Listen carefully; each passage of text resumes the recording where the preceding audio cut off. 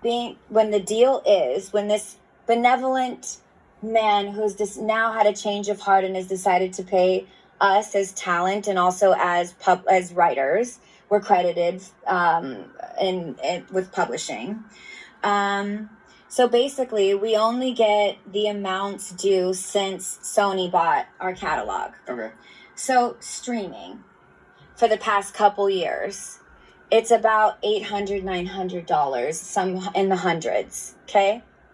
And in order to get that, I have to release him for any claims or wrongdoings or actions prior to the date of the release.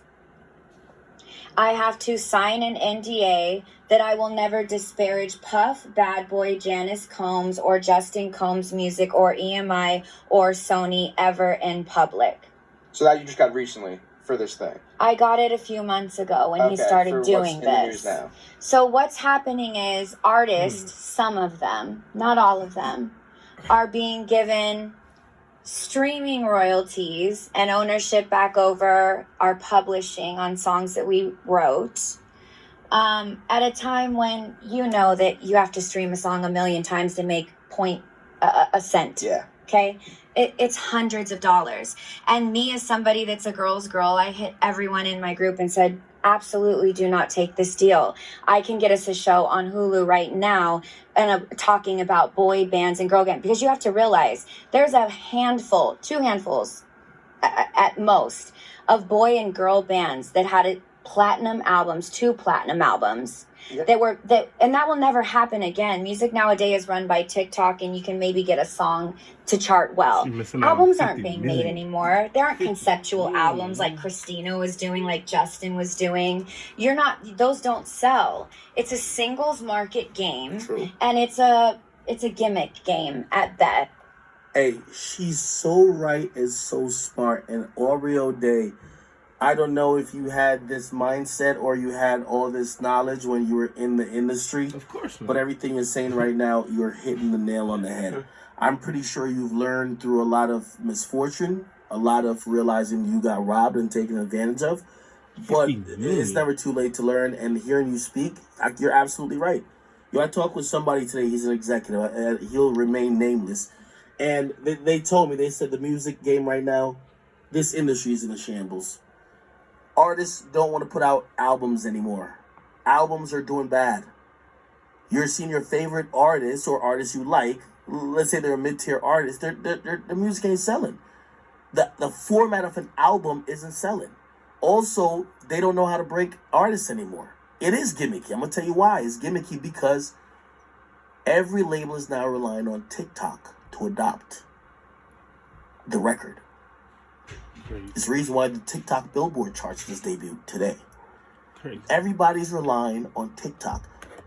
I've heard the stats about consumption. They say consumption is the same person. They say consumption's down. I said that's not true.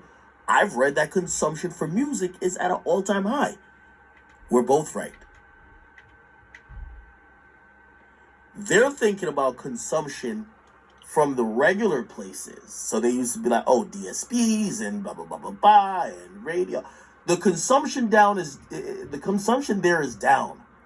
Where music is being consumed the most right now is through these apps using sounds. Like Instagram is actually about like 10% of consumption of music. And it's just sounds. You know how you can put a sound on your picture? That's consumption. So, but that's not really properly monetized. So how do you get money from that? Second of all, TikTok. TikTok is eating away the market share. Here's some things I heard. Check this out. Everybody used to be dying, like killing themselves. Like about 4 or 5 years ago, Rap Caviar was Ultimate King. It's still really good. But if you on Rap Caviar, you're shooting up the charts. These days, consumption on all playlists, not just Rap Caviar, could be Apple A-list playlists or even some rotation playlists on Amazon. They're all down across the board. All of these playlists are down because people aren't going to playlists or even going to some of these DSPs as much to listen to music. They're getting their music taste and curation from TikTok, from sounds. And that's fucking up the game because the labels don't know how to deal with it.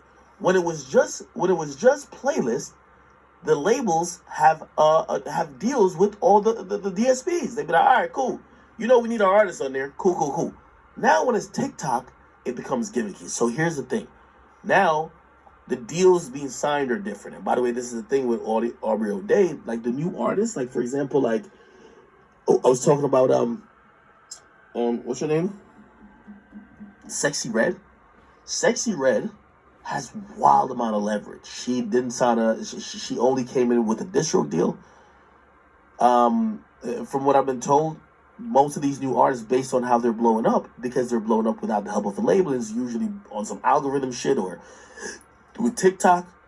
Most of these artists are only settling for distro deals from these major labels. The royalty rate deals are deals of the past, because these artists are looking increasingly now like, yo, well, we don't really need the label. Russ said it best.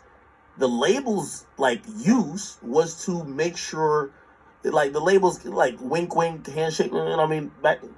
They like each label is gonna get certain spots on every playlist, right? These days, playlist is driving less traffic. From what I'm hearing, down 30%. I gotta ask my man Carl Cherry over at Spotify. I gotta ask him what he thinks. Like, is it true? I'm gonna text him about that actually. Is consumption a little bit less? Is the effectiveness of that playlist less? Because I hear everything is going towards TikTok. Here's the business model with TikTok now. Again, the person I talked to will remain nameless. They said the music game right now is gimmicky as fuck. This person told me, they said, yo, right now, every label's in the business of trying to figure out the algorithms, also like doing these campaigns on TikTok and signing these guys for these one-off single distribution deals. Yo, he told me this. He said, yo, our label, we used to do like one signing, right? Maybe a week, maybe sometimes even 2 weeks, right? So now we're cranking out 10 to 15 motherfucking single deals from TikTok little songs before lunch. It's gimmicky. We just want to, he said, put it like this. We're signing them for not that much, but the algorithms are going to favor it. We're signing they said they're signing certain people for $2,500.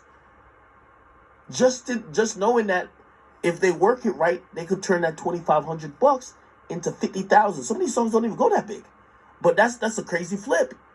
2,500. You sign up. You do a single deal. You're like, yo, here's $2,500. We get a percentage. Y'all do some little whatever, and then they make 50,000. That's how they labels give you 5,000. Like, they gonna make labels 50. used to care about big money. No They're more. playing a small game because they can't predict what's going on in the industry. This shit is in shambles. This shit is in shambles, people. I'm telling you, I called the executive today. I said, bro, I just want to chop it up with you, man. Let's trade some game right here. On my side, I'll be very honest. I said, listen, you know, I think I'm the number one marketer and promoter of music. This is why I could talk the shit I do, because I know I'm invaluable to these labels. They know Akademiks stands for something. Akademiks is the guy.